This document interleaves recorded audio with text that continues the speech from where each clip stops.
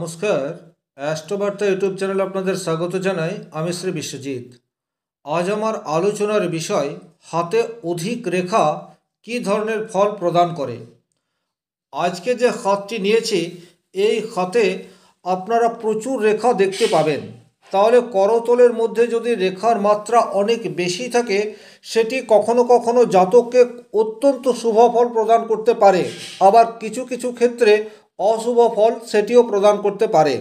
তাহলে কোন ক্ষেত্রে হাতে অধিক রেখা থাকলে আপনি পজিটিভ রেজাল্ট পেতে পারেন, আর কোন পরিস্থিতিতে আপনি হাতে অধিক রেখা থাকার জন্য অশুভ ফল পেতে পারেন, এই বিষয়টি ক্লিয়ার তুলে ধরার চেষ্টা করব। চলে আসছি মূল আলোচনায়। মূল আলোচনায় যাবার আগে একটা বিষয় আপনাদেরকে খেয়াল রাখতে হবে। করতলে প্রধান যে রেখা অর্থাৎ আয়ু রেখা, এটি প্রায় ম্যাক্সিমাম সব মানুষের হাতেই থাকছে। এই রেখাটি থেকে শুধু যে আয়ুর বিচার করা হয় তা নয়, এখান থেকে জীবনী শক্তি, জীবনে নানা উত্থান পতন, ঝুট ঝামেলা, অ্যাক্সিডেন্ট, দুরারোগ্য ব্যাধি, এই সমস্ত কিছুর বিচার আমরা করে থাকতে পারি। তাহলে এটি আপনার হাতে থাকছে এ বিষয়ে কোনো ডাউট নেই। দ্বিতীয় যে রেখাটি সব মানুষের হাতেই থাকবে সেটি হচ্ছে আপনার শিরোরেখা বা মস্তিষ্ক রেখা। এই রেখাটিকে ব্রেন লাইন বলা হয়, অর্থাৎ আমাদের নিজেদের মধ্যে যে ট্যালেন্ট রয়েছে বা প্রতিভা রয়েছে বা বুদ্ধিমত্তা রয়েছে, সেই বুদ্ধিমত্তা বা ট্যালেন্টকে আমরা আমাদের কর্মজীবনে বা বাস্তবিক জীবনে কতটা কাজে লাগাতে পারবো তার বিচার আমরা শিরোরেখা থেকে করি। ইন জেনারেল এই রেখাটিও কিন্তু ম্যাক্সিমাম মানুষের হাতেই দেখতে পাওয়া যায়। রেয়ার কিছু মানুষ রয়েছে যাদের হাতে এই রেখাটি নাও থাকতে পারে। 3 নম্বর যে রেখাটি প্রায় সব মানুষের হাতেই থাকে সেই রেখাটি হচ্ছে হৃদয় রেখা, অর্থাৎ এই রেখাটি। হৃদয় রেখা থেকে আমাদের হৃদয়ভিত্তিক গুণাবলীর প্রকাশ পাওয়া যায়, অর্থাৎ মানুষটি কতটা কঠোর, কতটা কোমল, সমাজের সাথে কী ধরনের রিলেশন রয়েছে, মানুষটির ব্যবহার কেমন, আচরণ কেমন, এই সমস্ত বিষয়, অর্থাৎ একটা মানুষের মধুরতা, কোমলতা, প্রেম, নিষ্ঠুরতা, এই সমস্ত কিছুর বিচার কিন্তু আমরা হার্টলাইন বা হৃদয় রেখা থেকে করতে পারি। তাহলে এই 3টি রেখা অধিকাংশ মানুষের হাতেই কিন্তু থাকবে, অর্থাৎ আয়ুরেখা, শিরোরেখা এবং হৃদয় রেখা, এগুলি হচ্ছে কমন রেখা। এছাড়াও ম্যাক্সিমাম 70% মানুষের হাতেই একটি ভাগ্যরেখা সেটিও দেখতে পাওয়া যায়, অর্থাৎ যেটি মণিবন্ধর কাছ থেকে উঠে এইরূপভাবে শনির দিকে চলে যায়। সেটি এইরকম সোজা হতে পারে, বা সেটি একটু বক্রভাবে থাকতে পারে, বা সেটি আয়ুরেখার সাথে সংলগ্ন হয়ে উপরের দিকে উঠতে পারে। তাহলে এই রেখাটিও কিন্তু অধিকাংশ মানুষের হাতেই দেখতে পাওয়া যায়।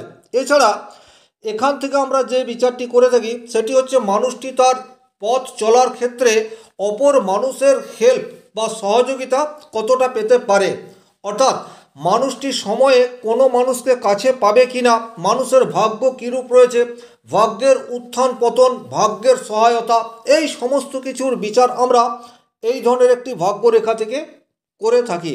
তাহলে এই রেখাটিও কিন্তু কমন রেখা। এরপর যে রেখাটি অনেক মানুষের হাতেই থাকে সেটি হচ্ছে সুন্দর একটি রবি রেখা। এই রবি রেখা অনেক ক্ষেত্রে যে একই রকম থাকবে তা নয়, কিছুটা বক্র থাকতে পারে, বা কিছু কিছু মানুষের ক্ষেত্রে দুটো থাকতে পারে, কিছু কিছু মানুষের ক্ষেত্রে এই ধরনের ওয়াই সিম্বল তৈরি হতে পারে। অর্থাৎ রবির ক্ষেত্রেও একটি রেখা, এটি কিন্তু স্বাভাবিক একটি রেখা। রবি থেকে আমরা মান, যশ, খ্যাতি, প্রতিষ্ঠা এই সমস্তর বিচার করে থাকি। তাহলে রবির ক্ষেত্রে রেখাটি কীরূপ অবস্থায় রয়েছে তার উপর নির্ভর করবে সেই মানুষটির সামাজিক স্ট্যাটাস। তাহলে এই রেখাটিকেও কিন্তু আমরা একটি স্বাভাবিক রেখা বলবো। এর বাইরে এই জায়গায় অনেক মানুষের একটি এই ধরনের ছোট্ট রেখা থাকে যাকে মার্শাল রেখা বলে বা মঙ্গল রেখাও বলে। এই রেখা কিন্তু আয়ু রেখার সাপোর্টিং রেখা, অর্থাৎ কোনো মানুষের ঝুট ঝামেলা আসতে পারে, বিপদ আপদ আসতে পারে, কিন্তু যদি এই ধরনের একটি মার্শাল রেখা থাকে তাহলে কিন্তু সেই বিপদের মাত্রাকে অনেকটা কমিয়ে দিতে পারে। অনেক ক্ষেত্রে এই ধরনের মার্শাল রেখা কিন্তু মানুষের জীবনের অগ্রগতিকে মসৃণ করে ফেলতে পারে। সমস্যা মানুষের জীবনে আসবেই, কিন্তু সেই সমস্যাকে অতি দ্রুত কাটিয়ে ওঠার ক্ষমতা সেটি কিন্তু এই রেখা। এই রেখাকে ঈশ্বর প্রদত্ত রেখাও কিন্তু বলা যেতে পারে। সাধারণত এই রেখাগুলি ম্যাক্সিমাম মানুষের হাতেই দেখতে পাওয়া যায়। এর বাইরে বিভিন্ন যে রেখা রয়েছে, অর্থাৎ অধিক রেখা বলতে আমরা যা বুঝি, আপনি যদি এই হাতটিকে ভালোভাবে দেখেন তাহলে কিন্তু এই হাতে এই ধরনের প্রচুর রেখা আপনারা বিভিন্ন ক্ষেত্র থেকে এইরূপভাবে দেখতে পাচ্ছেন। যে রেখাগুলি কোথার থেকে উঠছে বা কোথায় যাচ্ছে সেটি কিন্তু খুব স্পষ্টভাবে বোঝা যাচ্ছে না। তাহলে এই ধরনের রেখা থাকলে আমরা বলতে পারি অধিক রেখা। এখন অধিক রেখা হাতে থাকার অর্থ কী, এই বিষয়টি পরিষ্কার আপনারা বোঝার চেষ্টা করুন এই হাতটির মাধ্যমে। দেখুন এখানে যে রেখাগুলি রয়েছে, খুব ভালোভাবে যদি আপনারা বিষয়টি বোঝার চেষ্টা করেন তাহলে এখানে বেশ কিছু পজিটিভ সাইন তৈরি হয়ে গেছে। কোথায় পজিটিভ সাইন তৈরি হয়ে গেছে? দেখুন এটি একটি ভাগ্যরেখা যেটি শনির দিকে ক্রমশ এগিয়ে যাচ্ছে। ঠিক তার পাশ দিয়ে আরও একটি এই ধরনের প্যারালাল রেখা উঠছে।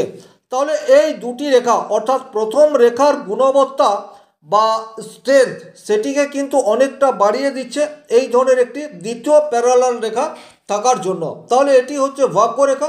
জাতক জীবনে চলার পথে অপর মানুষের হেল্প এটি কিন্তু পর্যাপ্ত মাত্রায় পাবে। যখন যখন মানুষটির অপর মানুষের সাহায্য প্রয়োজন, এই রেখা কিন্তু সেই মানুষের সন্নিকটে এই মানুষটিকে পৌঁছে দেবে। সুতরাং এখানে আমি অবশ্যই বলতে পারি যে প্রথম রেখাটির সহায়ক রেখা এই রেখাটি এখানে পজিটিভ রেজাল্ট দিচ্ছে। কিন্তু আরও একটি বিষয়কে দেখুন, ঠিক এইরূপ জায়গা থেকে আরও একটি এই ধরনের কাট লাইন সেটি কিন্তু দেখতে পাওয়া যাচ্ছে। তাহলে প্রথম রেখা কিন্তু কিছুটা দুর্বল হলো। এই ধরনের আড়াআড়ি রেখা কিন্তু কখনোই শুভ ফল প্রদান করে না, অর্থাৎ এই রেখা কিন্তু কিছুটা বাধা বিপত্তি এই সমস্ত বিষয়কে ইন্ডিকেট করে থাকে। তাহলে এখানে প্রথম রেখা বাধা প্রাপ্ত হলো, কিন্তু যেহেতু দ্বিতীয় রেখা অর্থাৎ সহায়ক রেখা রয়েছে তাই বাধা এলেও মানুষটি নিজের চলার পথে এগিয়ে যেতে পারবে তার ইন্ডিকেট স্বরূপ এই রেখাটি রয়েছে। যদি আমরা দ্বিতীয় রেখা দেখি তাহলে এই রেখাটিকে কিন্তু মঙ্গল রেখা বলা হয়। এই রেখা কিন্তু বিপজ্জনক রেখা। এই রেখা থাকা মানেই হচ্ছে কিন্তু দাম্পত্য জীবনে প্রবল অশান্তি এই বিষয়টিকে সুনিশ্চিত করে। দুরারোগ্য ব্যাধি সেটা হতে পারে ফাঁড়া, অ্যাক্সিডেন্ট, দুর্ঘটনা, শরীরে বারবার অস্ত্রোপচার এই ধরনের ইঙ্গিত করে থাকে এই ধরনের একটি রেখা। এখানে কিন্তু এই রেখার মাত্রা দুটি হয়ে গেছে, অর্থাৎ এখানে আরও একটি রেখা তৈরি হয়ে যাচ্ছে। তাহলে এই দুটি রেখাকে কিন্তু কখনোই শুভ রেখা বলা যাচ্ছে না। আরও একটি বিষয় দেখুন, ঠিক এইরূপ জায়গায় একটি ক্রস চিহ্ন সেটিও তৈরি হয়ে রয়েছে, অর্থাৎ এই জায়গাটিতে। তাহলে এইরূপ ক্রস চিহ্ন করতলের মাঝে রবি মাউন্টের নিচে এটি কিন্তু মান যশ খ্যাতির ক্ষেত্রে বিড়ম্বনা সৃষ্টি করবে তার ইন্ডিকেট করছে। তাহলে এখানে এই ক্রস চিহ্ন এটিকে আমরা নেগেটিভ বলতে পারি। মঙ্গলের ক্ষেত্রে যে দুটি রেখা রয়েছে এই দুটি রেখাকেই কিন্তু আমরা নেগেটিভ রেখা বলবো। এর বাইরে দেখুন আপনি নিজেই কিভাবে বুঝতে পারবেন কোন রেখাটি আপনার জন্য শুভ ফল প্রদান করি। এখানে আপনারা শিরোরেখার উপরে এই ধরনের ছোট্ট একটি রেখা দেখতে পাচ্ছেন। এই রেখা কিন্তু অবশ্যই শুভ ফল প্রদান করি। ঠিক এই বয়সে অর্থাৎ 37-8 এইরূপ বয়সে গিয়ে জাতক কিন্তু কোনো এক জায়গায় ইনভেস্ট করার সম্ভাবনা সেটিকে ইন্ডিকেট করছে, অর্থাৎ কর্মপ্রাপ্তি বা কর্মক্ষেত্রে উন্নতি এই বিষয়টি ইন্ডিকেট করছে এই ধরনের রেখা। আবার ঠিক শিরোরেখা থেকে আরও একটি রেখা বুধ অভিমুখে চলে যাচ্ছে এবং এই জায়গায় পরিষ্কার একটি ট্রায়াঙ্গেল সেটি তৈরি হয়ে রয়েছে। এটি কিন্তু যথেষ্ট পজিটিভ রেজাল্ট ইন্ডিকেট করে থাকে, অর্থাৎ যে কোনো জায়গায় ইনভেস্ট এই জাতকের ক্ষেত্রে কিন্তু পজিটিভ রেজাল্ট নিয়ে আসবে, সেটি ব্যবসা হতে পারে। তাহলে এখানে কিন্তু একটি ক্রস চিহ্ন সেটি তৈরি হয়ে রয়েছে, কিন্তু তা হলেও এটি কিন্তু পজিটিভ রেজাল্ট নিয়ে আসবে। দ্বিতীয় আরও একটি জায়গা রয়েছে যে জায়গাটি আপনারা দেখলে অনেকটা আন্দাজ করতে পারবেন, সেটি হচ্ছে এইরূপ একটি রেখা। হৃদয় রেখার শাখা রেখা রাহু অভিমুখে চলে আসছে। আপনারা কিন্তু পরিষ্কার দেখতে পাচ্ছেন এই হচ্ছে একটি হটলাইন বা হৃদয় রেখা। হৃদয় রেখা থেকে একটি শাখা রেখা রাহু অভিমুখে চলে আসছে। এখানে কিন্তু হৃদয় রেখা থেকে আমরা মানুষের মমত্ব বোধ এই বিষয়টির বিচার করে থাকি। তাহলে এখানে কিন্তু সেটি রাহু দ্বারা নিয়ন্ত্রিত হবে। রাহু দ্বারা নিয়ন্ত্রিত হবার মানেই হচ্ছে পরিস্থিতি অনুযায়ী নিজেকে পাল্টে ফেলার ক্ষমতা। এই বিষয়টি এই জাতকের মধ্যে থাকবে। এটিকে আপনি ভালো সেটাও বলতে পারেন, আবার খারাপ সেটিও বলতে পারেন। অর্থাৎ যখন যেমন পরিস্থিতি সেই মতো নিজেকে মানিয়ে নেওয়ার ক্ষমতা এই রেখাটি প্রদান করছে, কারণ রাহু অভিমুখে চলে আসার জন্য। আবার একই সাথে এটি কিন্তু অল্প বয়সে প্রেম এই বিষয়টিকেও ইঙ্গিত করে থাকে। তাহলে এখানে এই রেখার ফলাফল সেটি কিন্তু অনেকটা রাহু দ্বারা নিয়ন্ত্রিত হবে।